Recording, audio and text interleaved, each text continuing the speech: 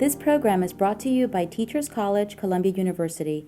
Please visit us online at itunes.tc.columbia.edu.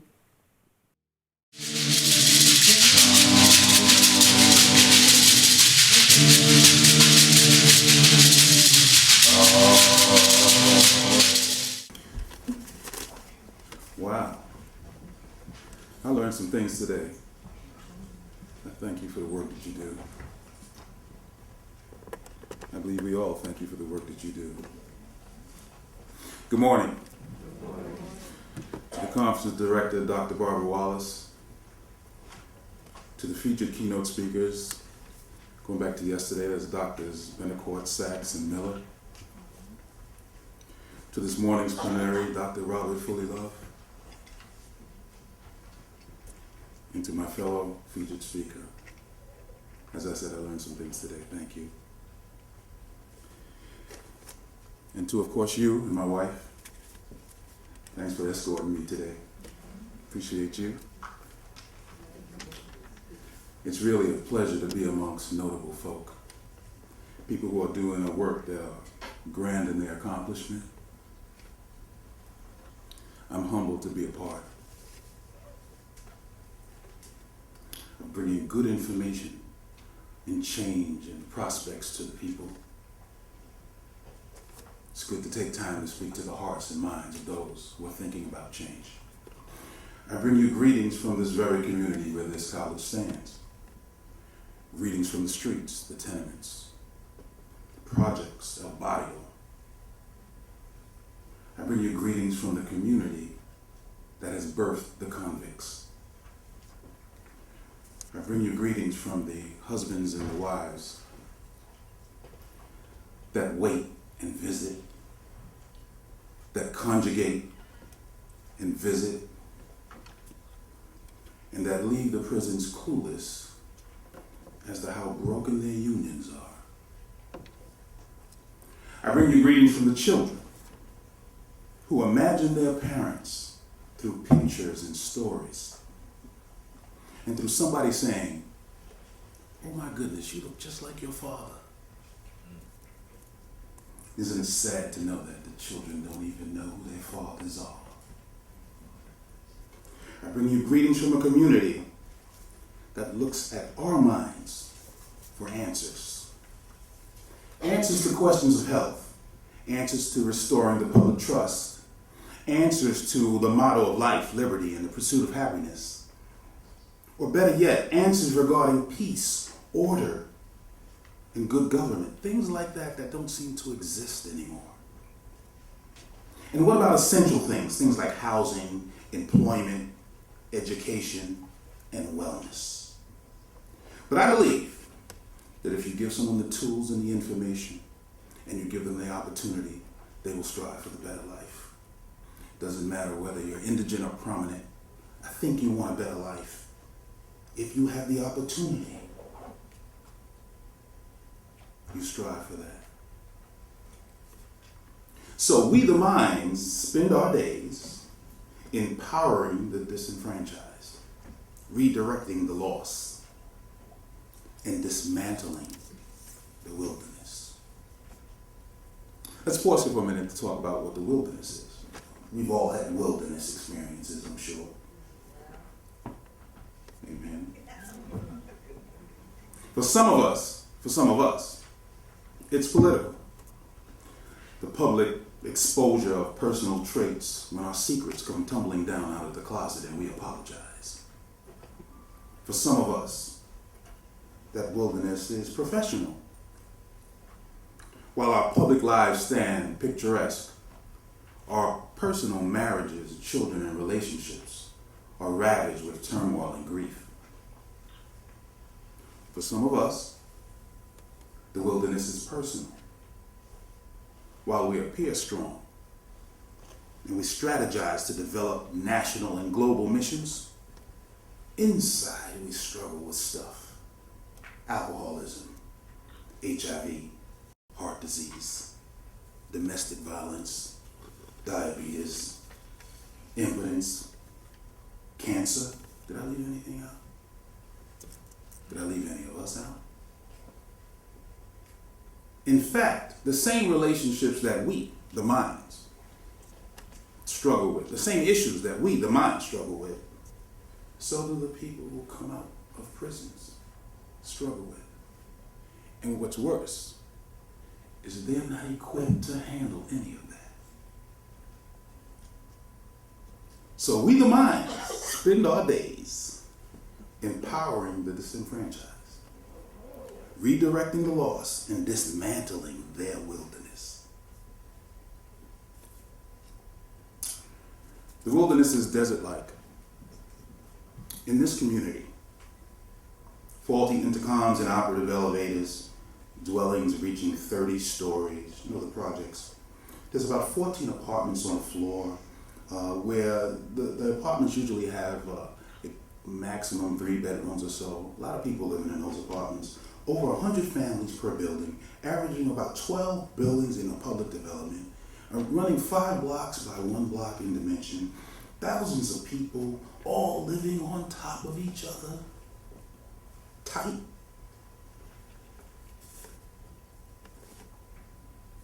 It's in this community,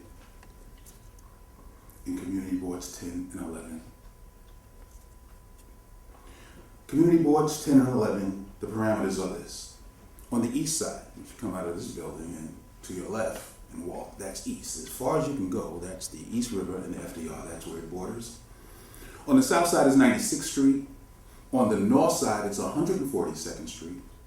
And its most westerly border is Morningside Drive, 2 blocks away from here.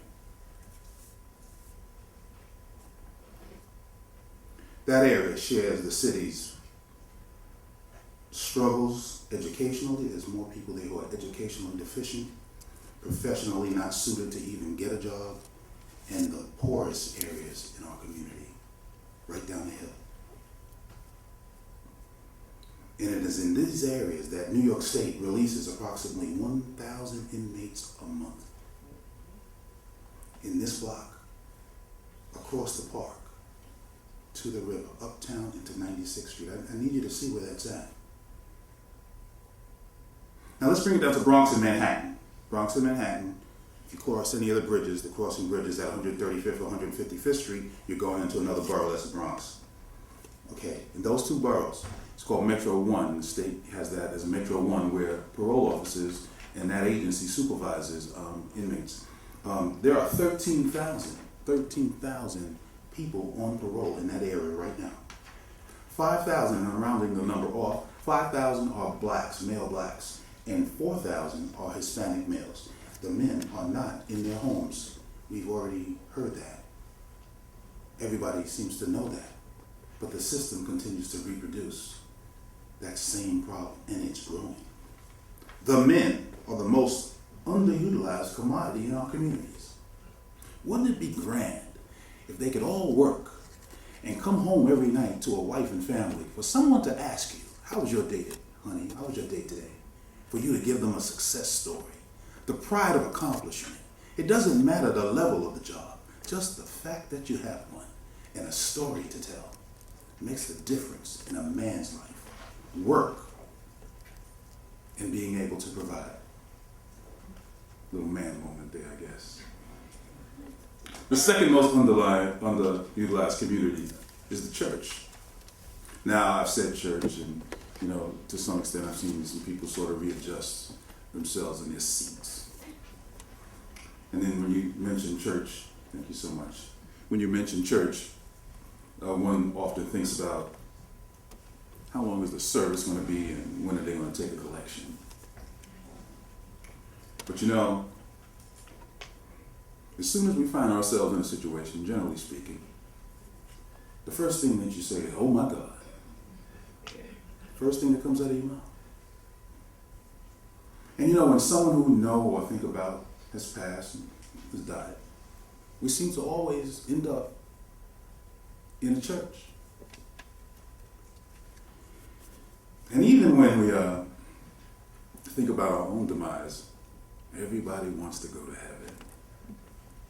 So we're thinking about church as being an entity that we can reckon with. It's always been here, but do know the church is the most successful nonprofit standing. and it can help propel your project. Amen. What you need to do is to speak to the pastor so that your project does not affront his church's doctrine and what they want to do for their people.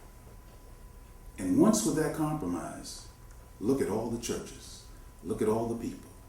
Just imagine all the families. Look at the foundation and the base from which you can work from.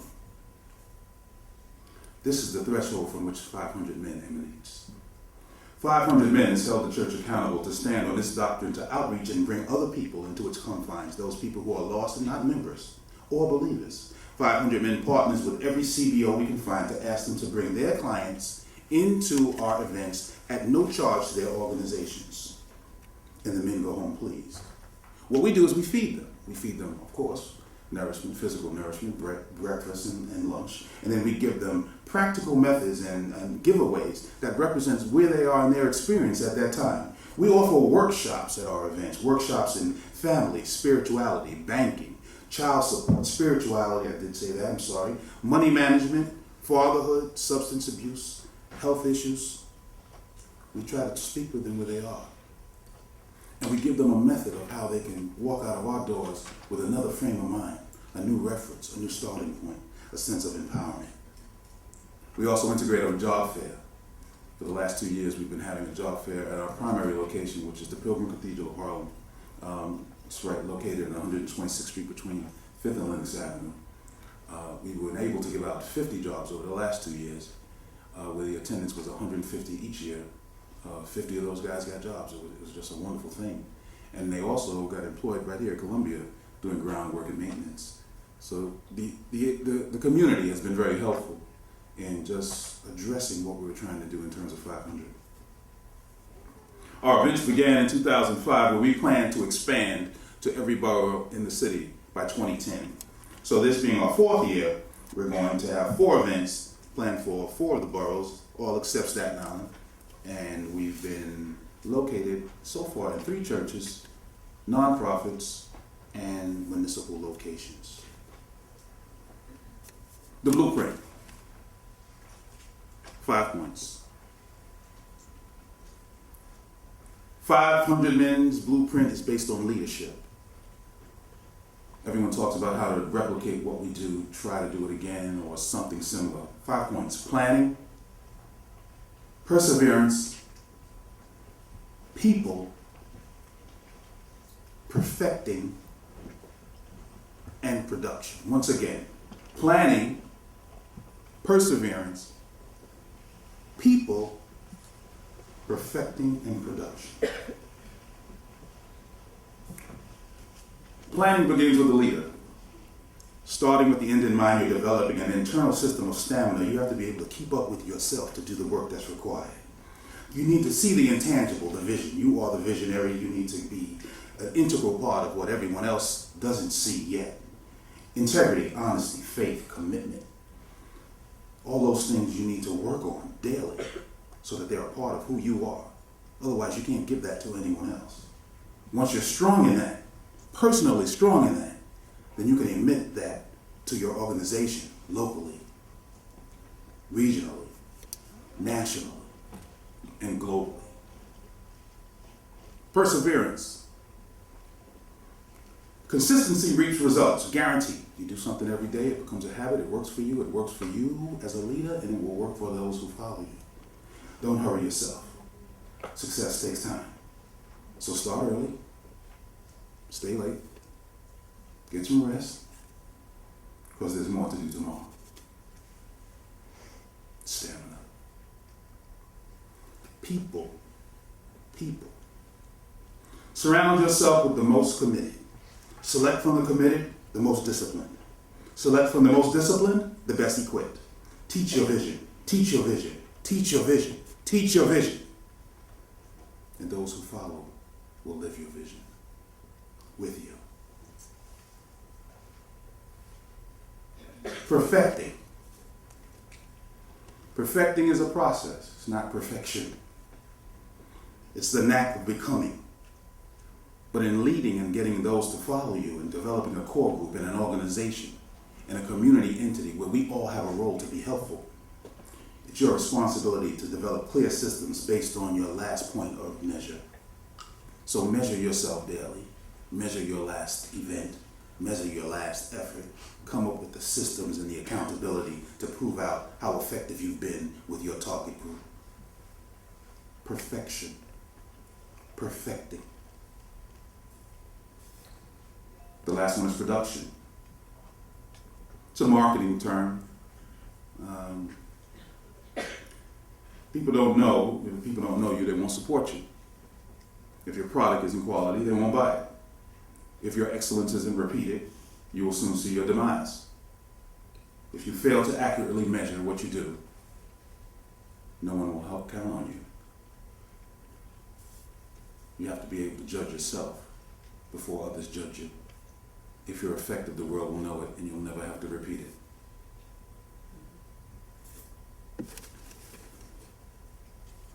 There's one piece that I left out, one point in the blueprint. It's called prayer.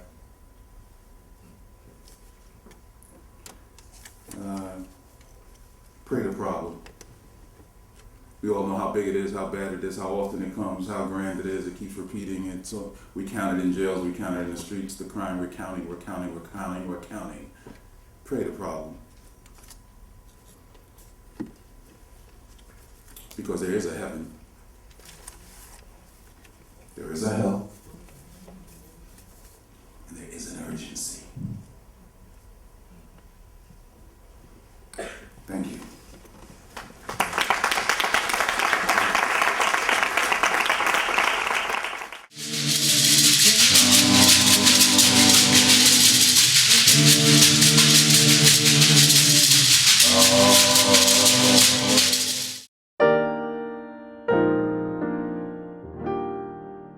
The preceding program was brought to you by Teachers College, Columbia University. Please visit us online at itunes.tc.columbia.edu.